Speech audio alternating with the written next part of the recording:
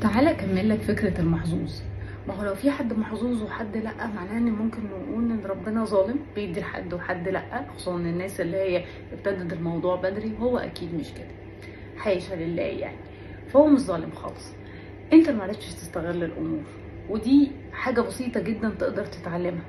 تقدر الاول تتحكم في مشاعرك، ولازم تتعلم تتحكم في مشاعرك.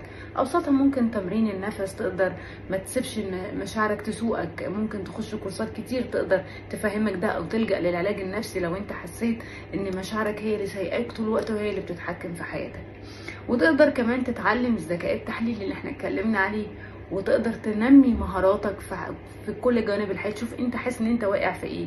واقع في الذكاء الاجتماعي، ما بتعرفش تتصرف مع الناس كويس، ما بتعرفش تعمل فلوس، ما عندكش طموح. دور انت ايه المشكله، لكن ما ترميش الدنيا على الحظ وان الموضوع هو اصلا محظوظ وانا لا.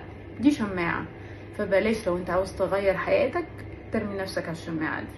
كان معاكم دينا البكري.